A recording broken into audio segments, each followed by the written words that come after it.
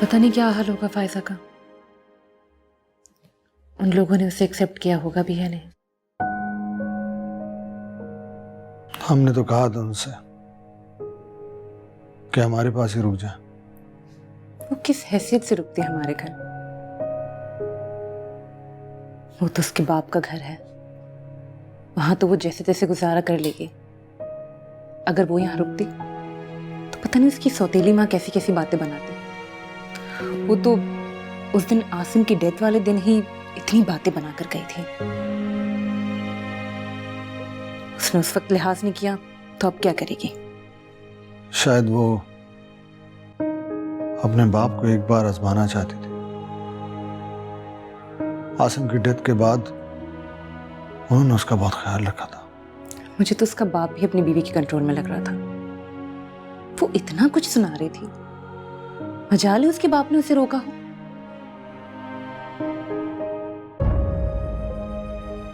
मैं तो बहुत परेशान हूं फायजा के लिए। और हेरा, मुझे तो उसकी इतनी याद आ रही है। इतनी अटैच्ड हो गई थी वो हमसे। पता नहीं अब कब मुलाकात होगी। अल्लाह करे फायजा की जिंदगी में सब कुछ फिर से नॉर्मल हो जाए। बहुत बहुत बड़ा दुख मिला है हमें। ये तो वो दुख है जिसका कोई मदावा नहीं है। अभी उम्र ही क्या है फायजा की? उस पर इतनी छोटी बच्ची का साथ, उस पर तो कयामत ही टूट पड़ी है। बहुत दुख होता है उसे तकलीफ में देखकर। हम उनके लिए दुआ के अलावा और कर भी कह सकते हैं।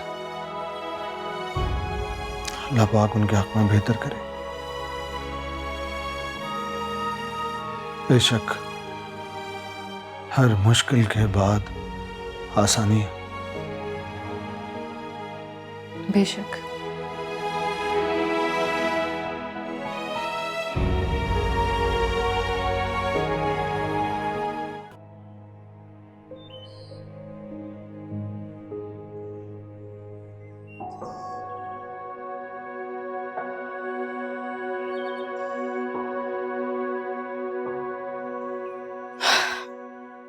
क्या कहा आपकी बेटी ने?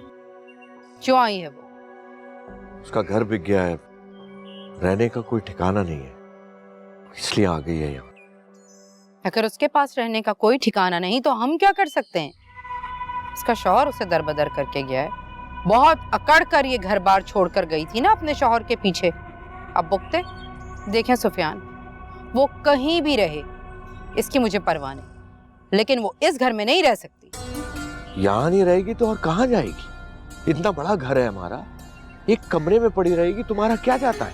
मुझे उसका वजूद एक पल भी इस घर में बर्दाश्त नहीं। वो जो हमारी बेइज्जती करके गई थी ना, मैं वो बात भूली नहीं हूँ, कभी फरामोश नहीं कर सकती मैं। वैसे इंतहाई सब्ज कदम है उसके, जहां जाती है तबाही मचा देती है। मैं नहीं चाहती उसकी वजह से हमारे घर में कोई मुसीबत आए।